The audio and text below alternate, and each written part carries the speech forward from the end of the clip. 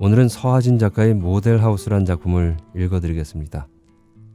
서하진 작가는 우리 채널에서 몇 번 소개해드렸는데요.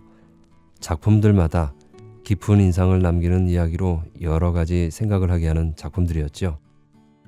그래서 서하진 작가의 작품을 제가 좋아합니다. 그럼 오늘도 좋은 작품을 같이 감상하시면서 행복한 하루가 되시길 바라겠습니다. 그럼 작품 읽기를 시작하겠습니다. 끝까지 함께 해주세요.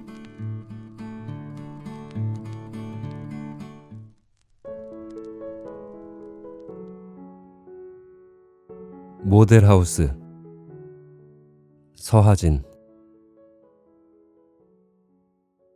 눈을 뜨면 남편의 여윈 등이 보인다. 남편은 창 너머 손바닥만한 주차장을 내다보는 중이다. 그는 신중하게 그의 차가 아무런 장애물 없이 좁은 주차장을 빠져나갈 수 있을지를 점친다. 단 한 번의 차를 뺄 수 있는 날 그의 몸놀림은 재빨라진다. 누군가 현관을 두드리기 전에, 다른 사람이 먼저 나가기 위해 차를 빼달라고 하기 전에 시동을 걸어야 하는 것이다. 그런 날이면 그는 경쾌한 목소리로 인사한다. 갔다 올게 여보. 일찍 올게. 그런 날 그는 만나게 될 다른 많은 일들에도 행운이 따를 것이라고 생각한다. 그의 주장에 의하면 단 한 대만 움직여도 되는 날도 그다지 나쁜 일이 생기지는 않는다.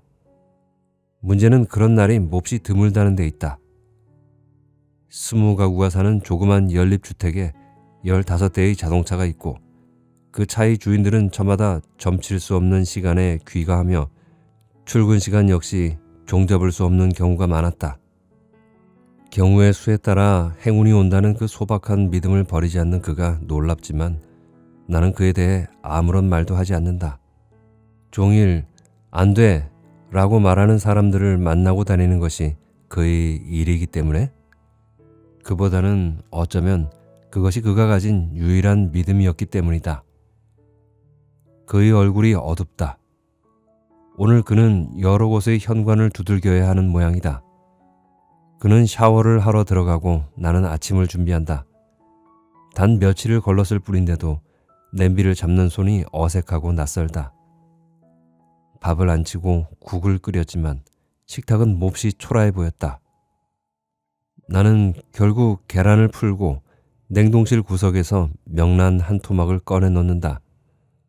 멀겋게 따로 도는 풀린 계란을 나는 신기한 액체인 양 들여다본다. 몇 차례나 이 뚝배기에 계란을 찌곤 했을까. 계란이 뽀얗게 부풀어 오를 때까지 그는 나타나지 않는다. 텔레비전 소리가 웅웅 울리는 방안. 화면 쪽을 향한 그의 시선은 그러나 천장 어디쯤을 바라보고 있다. 출근 안 해요? 이제 회사도 그만둘 거예요? 내 목소리는 뜻밖에도 부드럽다. 그가 천천히 내 쪽으로 고개를 돌렸다. 일요일이잖아. 우리 산에 가기로 한 거 벌써 잊었어? 나는 잊고 있었다. 일요일이었다. 그와 마지막 산행을 하기로 한 날. 눈이 저렇게 오는데 괜찮을까 몰라. 그는 등산복을 챙기고 나는 망연한 눈으로 그를 바라본다. 마지막이라는 말은 참으로 막막하다. 마지막 아침을 먹고 마지막 산행을 준비하는 동안 그는 한마디도 하지 않았다. 어젯밤 울듯한 얼굴로 나를 보던 남자가 오늘 저토록 무표정한 낯을 하고 있다니. 어쩌면 그것은 연기였을까? 이미 결정을 내린 내 마음을 그는 다 알고 있었던 것일까? 등선화의 끈을 조이고 끙 몸을 일으키던 그가 다시 주저앉아 꼼꼼히 내 신의 끈을 묶어준다. 그의 손은 표정이 없다. 나는 그 손이 슬프다. 마지막 매듭을 지은 그가 앉은 채로 내 눈을 들여다보았다. 미안해 여보. 그가 말했다. 현관이 어두웠으므로 나는 내 표정을 감출 수가 있었다. 그의 앞에서 우는 모습을 보이고 싶지는 않았다. 미안해, 여보. 그 말은 그와 함께 한 길이 이제는 끝났다는 의미였다. 나는 그에게 등을 보이며 현관문을 밀었다. 그쪽은 길이 없어요. 여보, 막혔다고요. 나무들 사이로 막 모습이 사라지는 남편을 향해 나는 소리를 질렀다. 부대 앞, 길 없음. 비스듬히 박힌 나무 팻말을 남편은 보지 못한 모양이었다. 흰 페인트가 벗겨진 나무 팻말이 가리키는 방향이 애매하긴 했다. 실은 우리가 지나온 것도 길이라 부르긴 어려웠으므로 다시 돌아갈 일도 막막하긴 마찬가지였다. 내 입에서 하얀 입김이 뿜어져 나왔다. 푸슬푸슬 내리던 눈발이 굵어지고 있었다. 등산로 입구에 그 많던 사람들은 모두 어디로 갔을까? 산은 거짓말처럼 조용했다. 입술에 떨어진 눈송이를 핥으며 나는 한동안 가만히 서 있었다. 사각, 사각, 눈 내리는 소리가 들렸다. 움직이지 않는다면 잠깐 사이에 나무들처럼 나도 하얗게 눈에 덮일 것이었다. 희게 변해가는 산은 낯설었다. 정월 달력 속의 그림처럼 눈을 인 나무들. 그 사이의 끝이 없이 깊게 보이는 골짜기 사이로 눈이 꽃처럼 흩날렸다. 수십 번은 오르내렸을 이 산이 이처럼 낯설게 느껴지기는 처음이었다. 나는 주머니 속에 장갑을 꺼내 끼고 남편이 사라진 풀숲으로 들어갔다. 두런두런 말소리가 들렸다. 남편은 웬 낯선 사내와 나란히 담배를 피워 물고 서 있었다. 머리 위에 희끗희끗 눈발을 이고 선 두 사람은 나이든 노인처럼 보였다. 후, 담배 연기를 내뱉는 남편을 나는 멍한 눈으로 쳐다보았다. 처음 담배를 배우는 소년처럼 그는 한 모금 한 모금 조심스레 깊이 빨아들이고 길게 연기를 내뱉기를 되풀이했다. 담배 피우는 그는 전혀 다른 사람 같았다. 5년 전 그는 담배를 피우면서도 그는 아무런 변명도 하지 않았다. 나를 힐끗 쳐다본 남자가 발밑 조심하세요. 미끄럽습니다. 하고 말했다. 어딘가 부자연스러움이 느껴지는 어투였다. 남자는 잘 아는 사람을 보듯 흔연한 눈으로 나를 쳐다보았다. 길이 없다는데 어쩌지? 툭툭 재를 턴 담배꽁초를 주머니에 넣으며 남편이 말했다. 남자가 나무들 사이를 가리켰다. 저쪽에 샛길이 있습니다. 그런데 미끄러울 거요. 언 땅 위에 눈이 또 내리니까요. 멀어도 온 길을 돌아가는 편이 좋습니다. 그 편이 안전할 것 같구먼요. 남자는 산을 사차치 알고 있는 것 같았다. 그럼에도 그는 전혀 등산객처럼 보이지 않았다. 트레이닝복에 바닥이 얇은 운동화를 신고 눈 내리는 산을 오르는 남자. 나는 어쩐지 그가 깨림직했다. 돌아가든지 새길을 가보든지. 난 다 젖었어요. 남편은 새길 쪽과 우리가 지나온 길을 번갈아 쳐다보고 서 있었다. 돌아가기도 그렇고. 남편이 중얼거렸다. 1시간 30분을 헤매면서 온 길이었다. 늘 오르던 서너 군데의 등산로를 벗어나 보자고 한 것은 남편이었다. 그는 마지막 산행에 뭔가 기념할 일을 만들고 싶었던 것일까? 그와 처음 손을 잡은 장소. 어깨를 기대고 앉아 가쁜 숨을 쉬며 내려다보던 등성이. 땀 흘리며 올라가 냄새나는 손수건을 건네받았던 바위가 산 곳곳에 숨어 있었던 길을 버리고 우리는 낯선 계곡으로 접어들었다. 어느 순간 길이 끊어지고 뒤따르거나 앞서가던 사람들의 자취가 보이지 않게 되었는지 나는 알지 못했다. 새길로 가다 까딱하면 부대로 들어갑니다. 길이 좀 요상하거든요. 남자가 느릿느릿 말했다.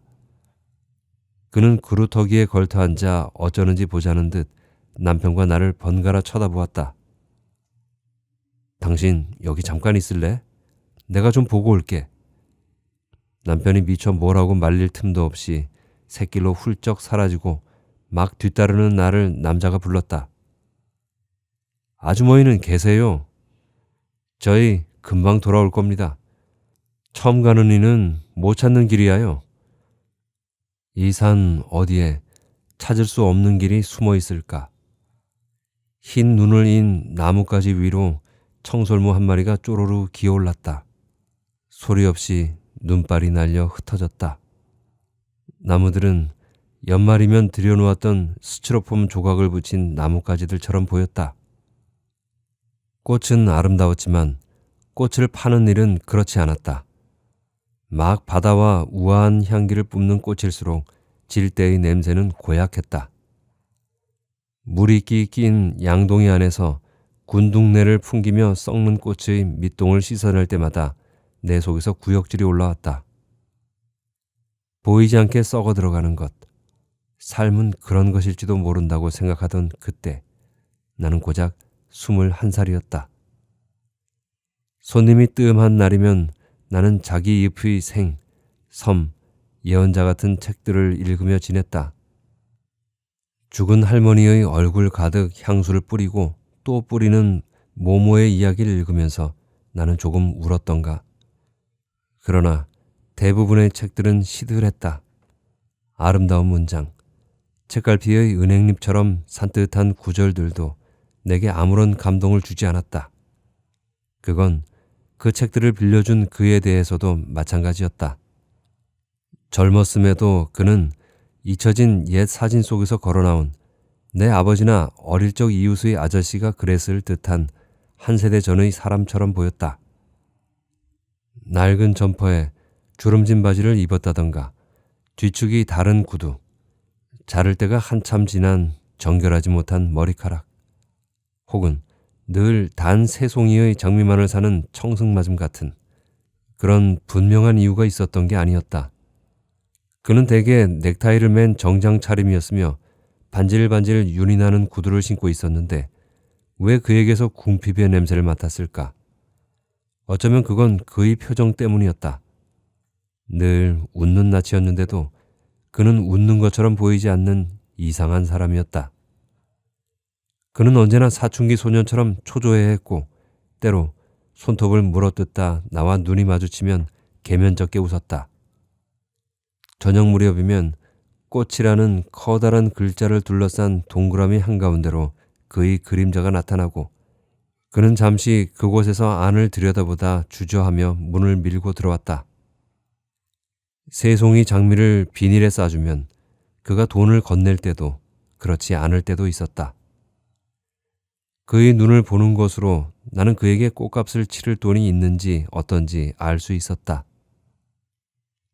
다음에 주세요. 또 오실 거잖아요.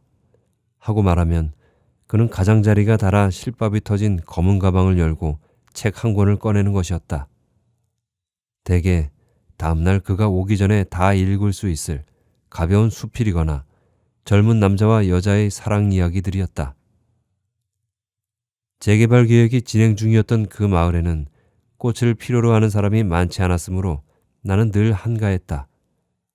어느 날은 그가 유일한 손님인 때도 있을 만큼 꽃값을 가져오는 날 돌려주기로 한 책들이 작은 선반 위에 쌓여가고 천장에 닿게 되었을 무렵이었다. 일주일쯤 오지 않던 그가 여느 때 없이 이른 시간에 찾아와 이제 꽃을 사러 오지 않을 것이라고 책을 돌려받으러 왔다고 말했다. 그가 얼마간의 돈을 내밀었지만 나는 받지 않았다. 이미 다 읽었으니 그걸로 충분하지 않은가 싶었고 사실 그 꽃들은 그에게 팔리지 않았으면 다음날 버려질 것들이기도 했다. 내가 선반 위에 책을 내리고 노끈으로 묶는 동안 그가 왜 꽃을 사러 오지 않는지 묻지 않는군요 라고 말했다.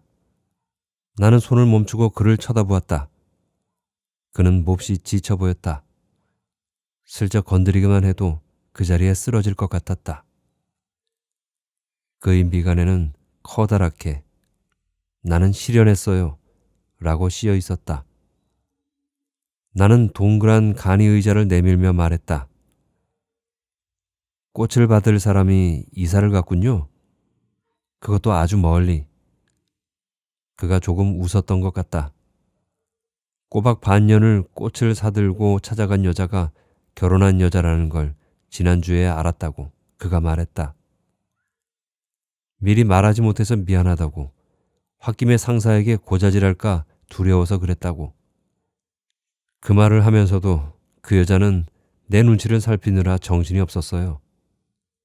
그 여자는 우리 회사 비서실에서 일하거든요. 기혼녀는 기피 대상이지요. 말을 끊었다 싶은 순간 그가 훅 울음을 터뜨렸다. 그는 오래 울었다. 그때까지 나는 우는 남자를 본 적이 없었다. 평생 불행했으나 내 아버지는 결코 딸의 앞에서 눈물을 보이지 않았다. 아버지가 죽은 후 잠시 머물렀던 이모 집의 유일한 남자였던 이모부는 울 일이 없는 행복한 사람이었다. 그는 혼날까봐 두려워하는 아이처럼 쿨쩍쿨쩍 숨을 죽이면서도 쉽게 울음을 그치지 못했다.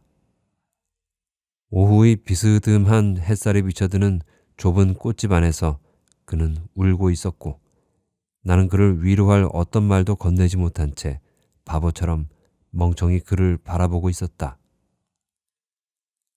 어둠이 천천히 밀려들 무렵 그는 일어서서 책 묶음을 들고 비칠거리며 문을 나갔다. 나는 이따금 그를 생각했다. 읽을 책이 더 이상 생기지 않았으므로 나는 그만큼 무료했다. 가끔 이모의 주선으로 선을 보았지만 남자들을 만나고 오면 2번쯤 세일을 했어도 팔리지 않는 후줄근한 옷을 입은 듯한 기분이 들었다. 말 보태줄 이모라도 있을 때 시집을 가라고 하면서도 이모도 이모부도 나를 채근하지는 않았다. 전문대 출신에 고 하나 다름없는 내 처지에 그나마 선볼자리가 나는 것은 순전히 이모부 덕이었다. 이모부는 좋은 사람이었다. 빠듯한 월급에도 내 학비를 대주었고, 그에 관해 누군가 칭찬할라 치면 얼굴을 붉히며 화를 냈다. 함께 살 때 나를 위해 서재를 비워주면서도 책들이 많아서 불편할 것이라고 오히려 민망해하던 그가 직장을 정리하고 이민을 결정했을 때도 가장 마음에 걸려한 것은 나였다. 혼자 남겨졌을 때 나는 진짜 고아가 된 기분이 들었다. 그의 얼굴이 떠오른 것은 이상한 일이었다. 엄마보다도 떠나간 이모 부부보다도 나는 그가 그리웠다. 그가 다시 찾아왔을 때 나는 그가 그리웠다는 말을 하는 대신 숨어 있었던 탓에 돌려주지 못한 책 2권을 내밀었다. 그는 왜 여기를 다시 왔는지 그제야 알았다는 듯 환한 얼굴로 웃었다. 그는 새 송이의 장미를 다시 사가기 시작했다. 그 여자가 이제 결혼하지 않은 여자가 되었다고 했다. 나는 그가 남긴 책을 읽으며 그 여자의 얼굴을, 꽃을 받을 때의 표정을 생각했다. 그는 나날이 여유고 창백해지고 어느 날은 책도 돈도 없이 찾아오기도 했다. 비닐에 쌓인 장미를 들고 나가는 그의 발걸음이 흔들릴 만큼 취해 있을 때도 있었다. 어느 날 한 여자가 나를 찾았다. 유리문을 밀고 들어온 여자는 아리아스와 카사블랑카와 프리지아 더미에 눈을 주고 이윽고 내 얼굴을 지나 선반 위의 책을 쳐다보았다. 저 책들이 여기 있네요. 여자가 내 얼굴을 가만히 쳐다보며 말했다. 그와 몹시 닮은 눈이었다. 마르고 창백한 손으로 여자가 카사블랑카를 살짝 건드렸다. 오빠가 여기서 늘 꽃을 사지요? 그런데 이 집도 이제 곧 헐리겠지요? 여자는 내가 무언가 물어주기를 기다리고 있었다. 나는 주문받은 꽃바구니를 만들던 손을 멈추지 않은 채 물었다. 꽃을 사시게요?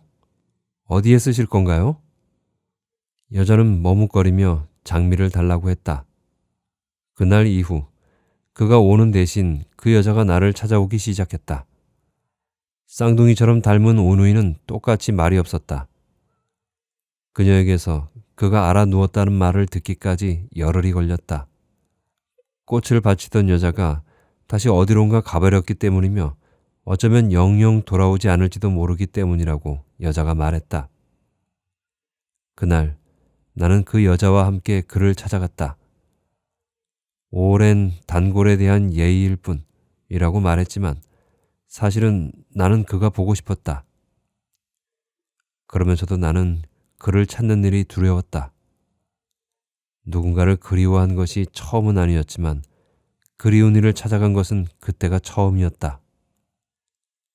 책들이 가득한 방 한 구석에서 그는 시든 꽃처럼 누워 앓고 있었다. 앓는 그를 두고 그의 누이와 나는 식은 차를 마셨다. 그가 열에 들뜬 듯 붉은 눈으로 나를 올려다보며 땀으로 축축한 베개에 얼굴을 묻었다. 그는 나를 알아보았을까? 다음 날도 그 다음 날도 나는 그를 찾아갔다. 잠든 그를 내려다보다 식은땀에 베인 이마를 닦아주면 그는 신음소리를 내며 반짝 눈을 떠 나를 보고 휘 방안을 둘러보고 그리고 다시 혼절하듯 잠이 들었다. 어린 날 아버지를 시중 들듯 그를 돌보면서 나는 다시 어린아이가 된 기분이 들었다. 그는 내 아버지처럼 오래 알았다. 사라진 어머니를 찾아 어딘가를 헤매다 기진에서 돌아온 아버지가 그랬듯 꿈결에 내가 알지 못하는 누군가의 이름을 부르기도 했다. 나는 할 수만 있다면 그 누군가를 그의 앞에 데려다 앉히고 그의 얼굴을 들여다보게 하고 그리고 잠시라도 그 여인 얼굴을 쓰다듬게 하고 싶었다.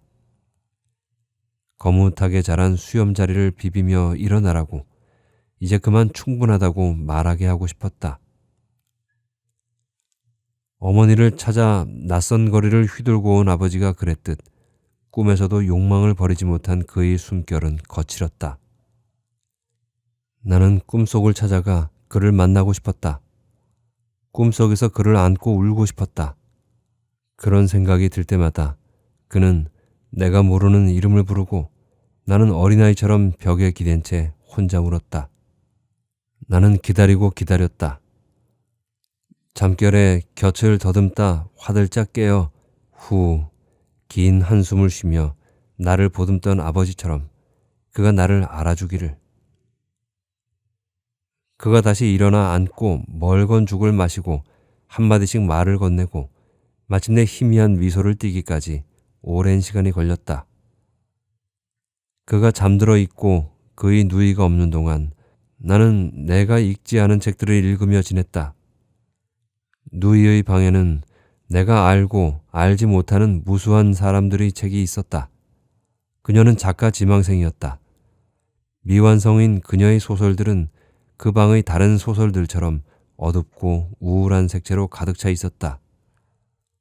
어둑신한 방 안에서 맞춰지지 않은 소설을 읽다 깜빡 잠들었다 깨어난 어느 날 그가 나를 보고 있었다. 납작하게 눌린 뒷머리를 쓰다듬으며 앉아 있었다.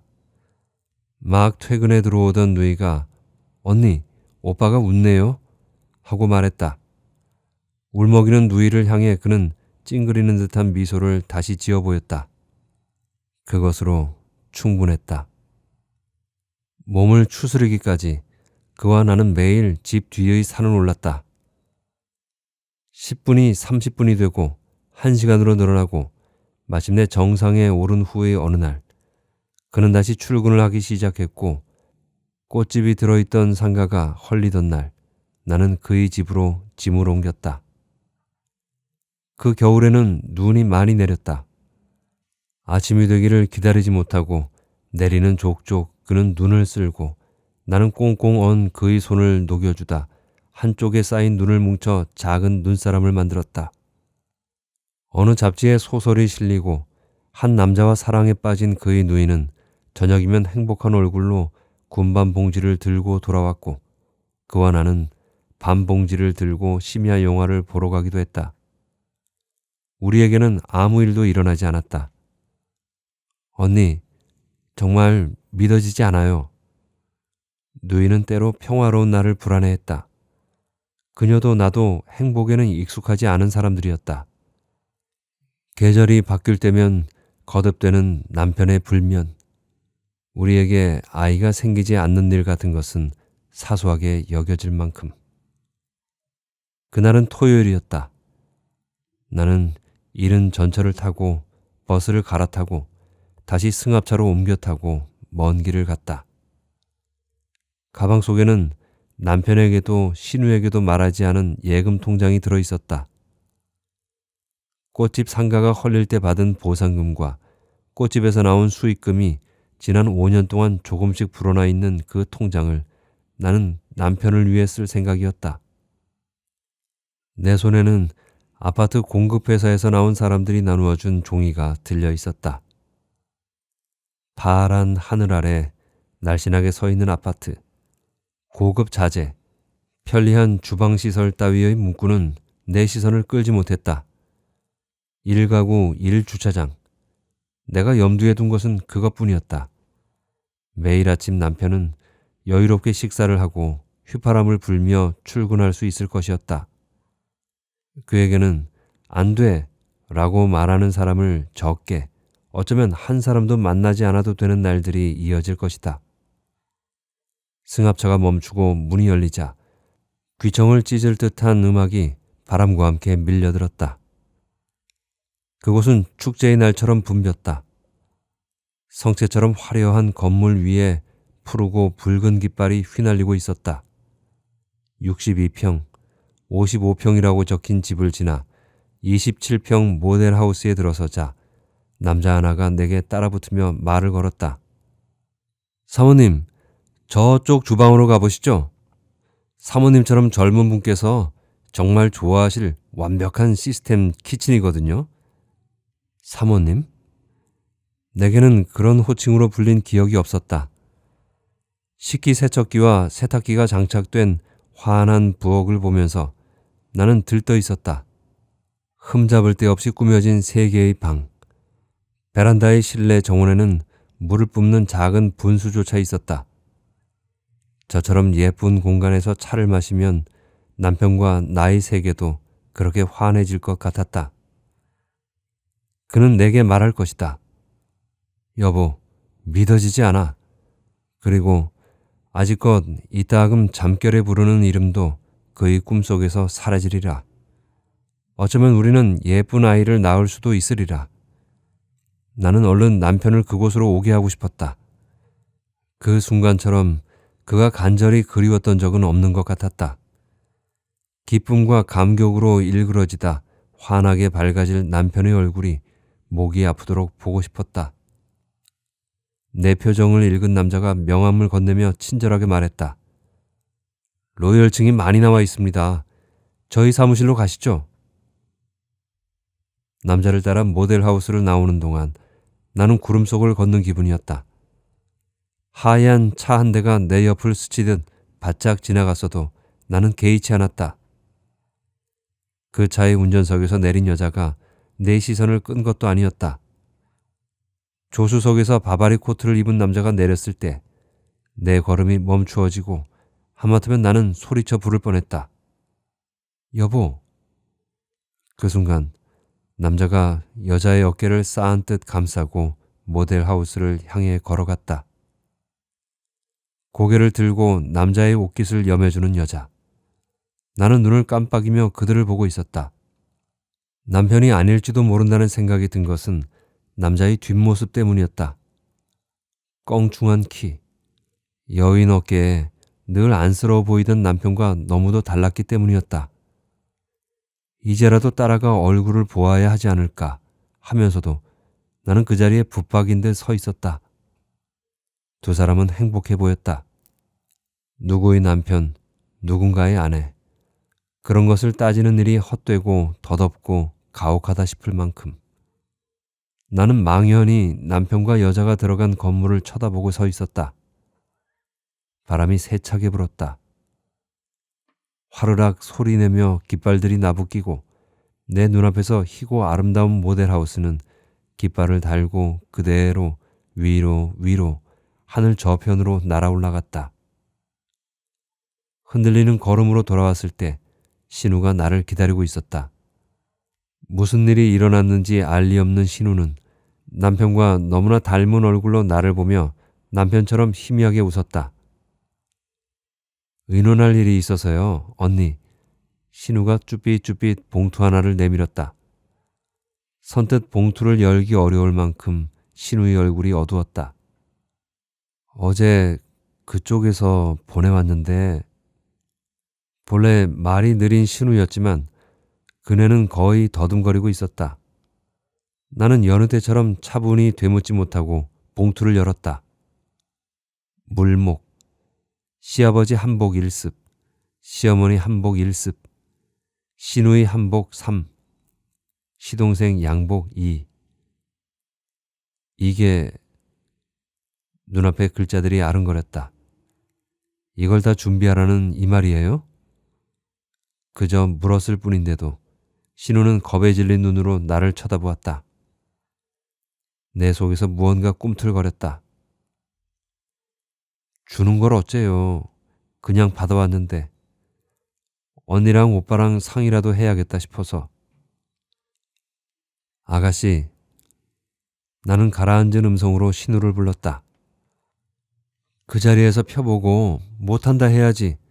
처음부터 얘기 다 했잖아요. 농이랑 기본적인 가전제품 외에 혼수는 없는 걸로 하자고. 그 노인네가 그러자고. 자기들도 사람 하나 보고 결정했다고. 바라는 거 없다고 깍듯이 말하는 거. 아가씨도 들었잖아요. 나는 흥분하지 않았다. 오누이가 차례로 나를 시험한다는 느낌이 들자 오히려 마음이 차분해지는 것이었다. 어쩌면 신우도 알고 있었던 것은 아닐까. 나는 비스듬히 신우를 노려보았다. 언니, 왜 그래요? 난 그저 어떻게 해야 할지 몰라서. 마시던 커피잔을 내려놓는 신우의 손이 떨리는 것을 보면서 나는 점점 냉정해지고 있었다. 손톱 하나하나마다 연분홍 매니큐어를 바른 신우의 손. 저 투명한 살빛을 위해 밤마다 정성껏 로션을 바르고 면장갑을 끼고 자는 작가 선생님. 내 입에서 픽 웃음이 새어나왔다. 참, 손도 이쁘기도 하지. 이런 귀손이니 그런 어려운 일을 하지. 신우의 손을 쓰다듬으며 윗입술을 오므리고 얌체처럼 웃던 시어머니 자리의 얼굴이 떠오르고 주체할 수 없게 바짝바짝 약이 올랐다. 언니가 그 사람한테 전화해 줄래요? 나는 그 사람 얼굴 보고는 말이 안 나와서. 신우는 거의 울 듯한 얼굴로 떠듬떠듬 말을 이었다.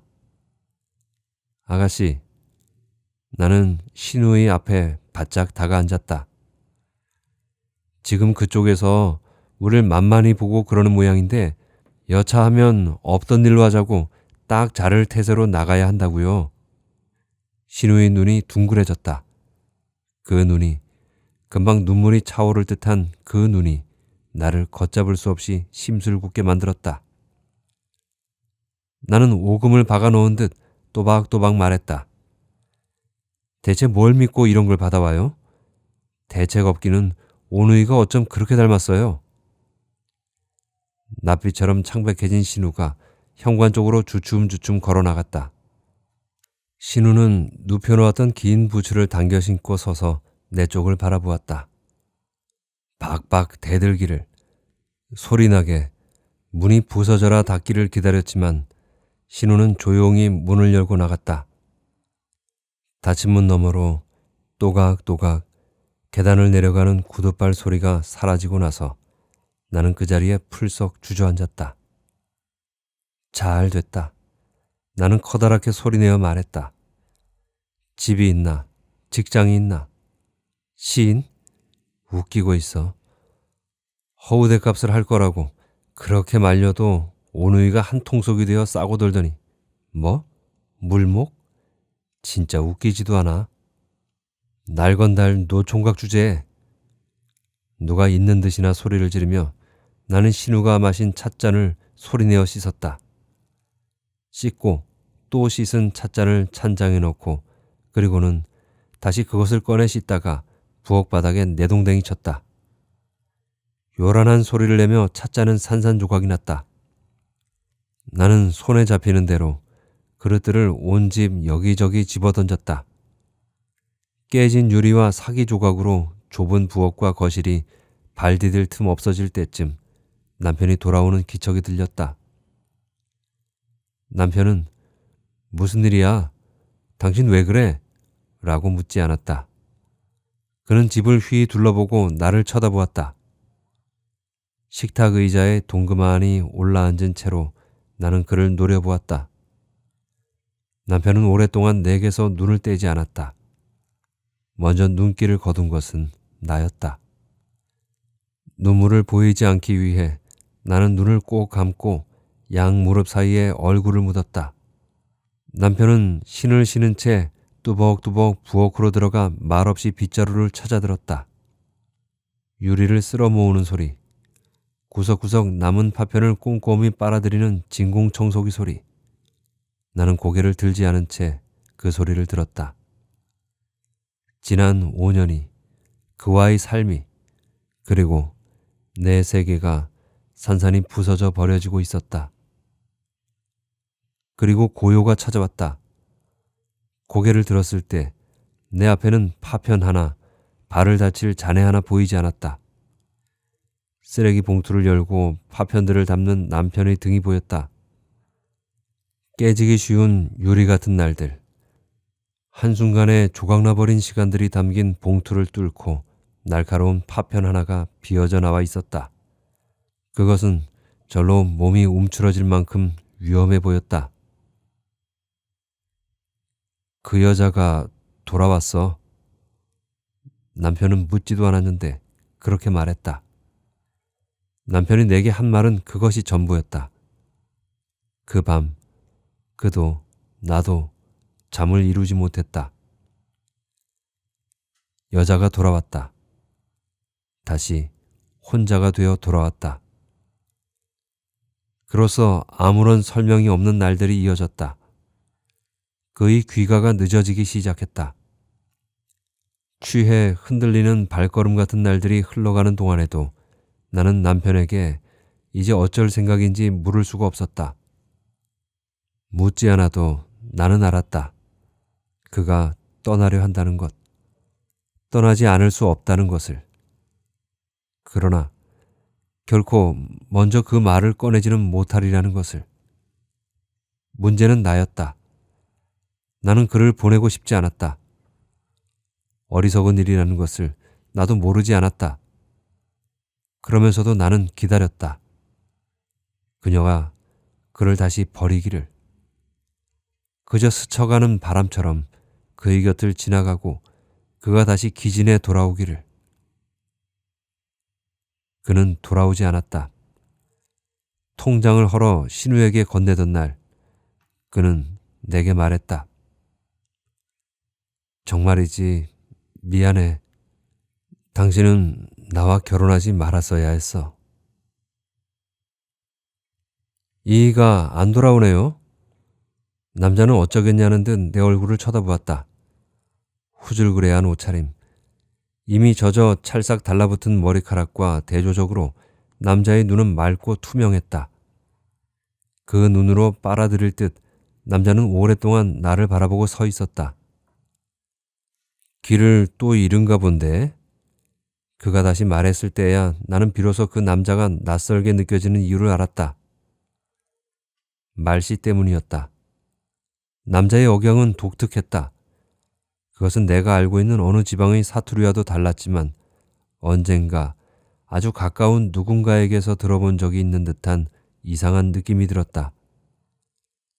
아주머니도 저 길로 가보실랍니까? 나는 이만 가야겠는데. 그것은 아버지와 동향이었던 이모부의 말투였다. 그를 보는 내 눈이 흔들렸을까? 눈앞에서 그가 달라지고 있는 것 같았다. 그리고 천천히 느린 속도로 놀라움이 찾아왔다.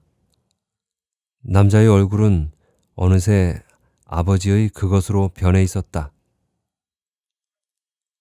아저씨는 어디로 가시는데요? 내 목소리가 떨려 나왔다. 온 길로 돌아가야지. 아주머니가 저 길로 가보려면 내 데려다 주고. 남자가 앉은 자리를 털고 일어났다. 순간순간 정지되는 화면처럼 그의 동작이 어색하게 여겨지고 어느 순간 그가 훌쩍 내 눈앞에서 사라질 것만 같았다. 나는 남자를 따라 온 길을 돌아가기도 알지 못하는 샛길로 남편의 흔적을 찾아가기도 똑같이 두려웠다. 어느 길로 가든 나는 혼자 남겨지고 말 것 같았다. 산속에서 길을 잃고 나무들처럼 하얗게 굳고 그 자리에 뿌리 내려 움직이지 못하게 될 것 같았다. 아주머니도 저쪽으로 다시 내려갑시다. 이 사람은 부대 안에서 헤매고 있기 십상이야. 그러다 돌아오겠지. 가네들이 놓아주면 말이지만. 남자는 내 대답을 기다리지 않고 몸을 돌려 걸어갔다. 구부정한 어깨, 소리도 없이 옮기는 남자의 발길이 점점 멀어지고 있었다. 잠깐만요. 나는 남자를 따라잡기 위해 걸음을 빨리 했다. 정신없이 구비를 돌고 얼마를 뛰듯 걸었을까.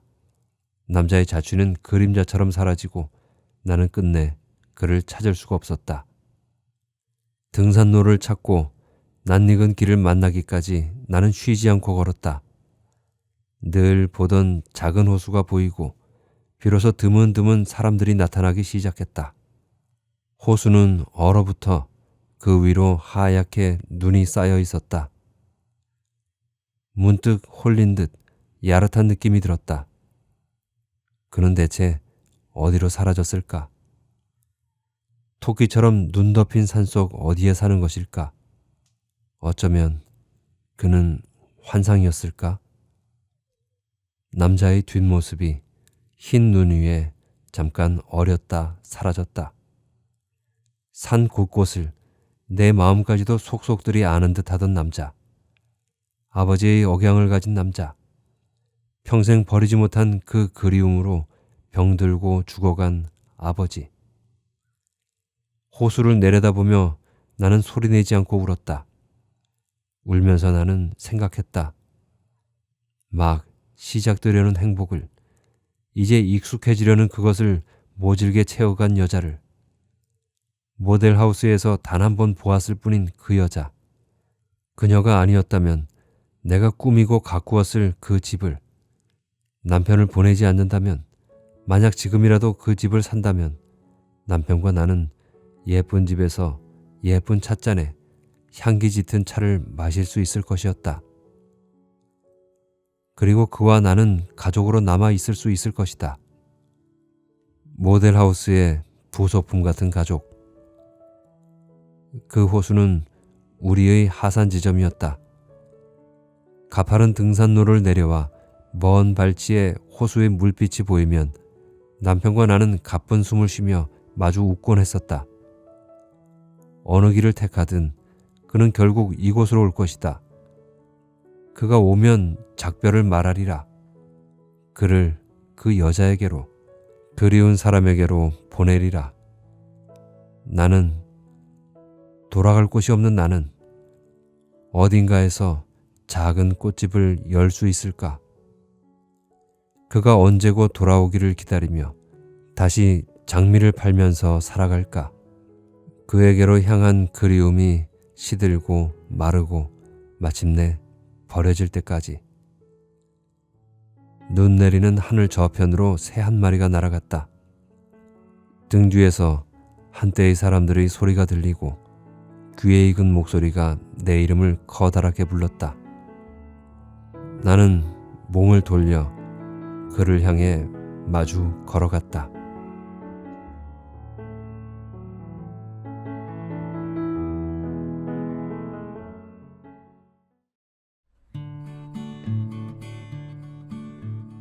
재밌게 들으셨나요?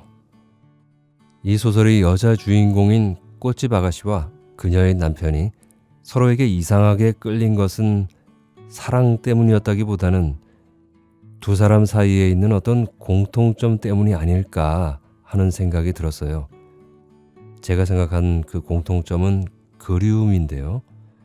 남자는 자기가 좋아하던 여자에 대한 그리움을 가지고 있었고, 여자는 돌아가신 아버지에 대한 그리움을 가지고 있었습니다.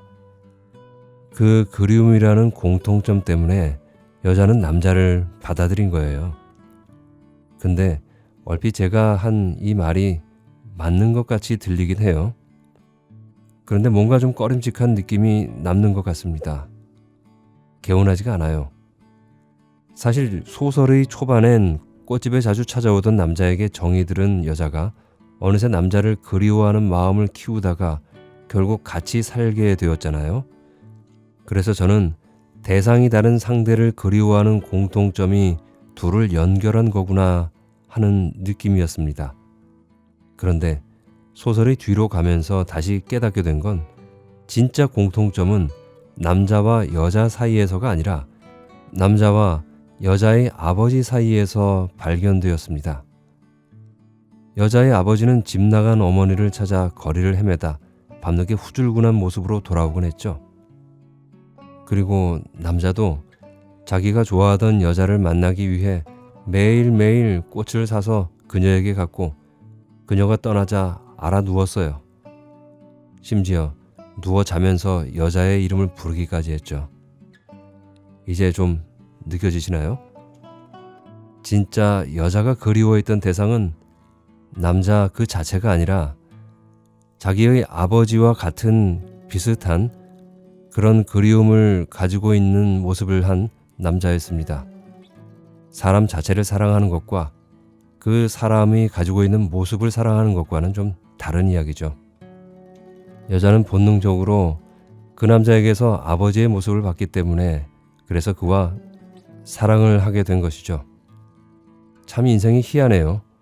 이쯤이면 좀 행복해도 될 것 같은데 아시다시피 남자에게 과거의 그 여자가 나타나서 헤어질 위기에 처하는데요. 그래서 떠난 마지막 여행. 여자는 너무나 막막했습니다. 남자를 잡는 것도 다시 처음으로 돌아가는 것도 그녀에겐 정말 힘든 결정이 될 것입니다. 그런데 신기하게도 그 산행의 갈림길에서 나타난 후줄구레한 남자를 만나는데요. 그 남자는 남편에게 저쪽 길 아래로 가지 말라고 경고를 합니다. 하지만 그런데도 남편은 내려가 버리고 여자는 다시 처음 길로 돌아오게 되는데요. 근데 왠지 여자는 이상한 느낌을 받았어요. 아버지와 비슷한 말투에서 느껴지는 어떤 그리움. 그리고 그 이상한 남자는 호련히 사라집니다. 어쩌면 말이에요. 산에서 만난 그 후줄그레한 남자는 아버지가 아니었을까 저는 생각해 봤습니다. 어찌할 줄 모르고 있는 딸애가 가여워서 그녀 앞에 슬쩍 나타나 때론 앞으로 나아가기 막막할 땐 처음으로 되돌아가는 것도 좋은 것이다 라는 말을 해주고 싶었던 것은 아니었을까 하고 생각해 봤습니다. 이제 그녀는 아버지의 말처럼 자신의 길을 찾아갈 수 있을까요? 저는 그럴 것이라고 생각합니다. 그리고 행복해질 것이라고도 생각하는데요. 여러분들 생각은 어떠신가요? 네, 그리고 제가 어제 오늘 코감기가 있어서 목소리가 좀 맹맹하게 들리셨을 것 같은데 들으시는데 불편하지 않으셨기를 바랍니다. 여러분들도 감기 조심하시고요. 따뜻하게 잘 입고 다니세요. 저처럼 감기 걸리지 마시고요. 지금까지 서하진 작가의 모델하우스를 읽어드렸습니다. 다음에 뵐 때까지 건강하시고 행복하세요.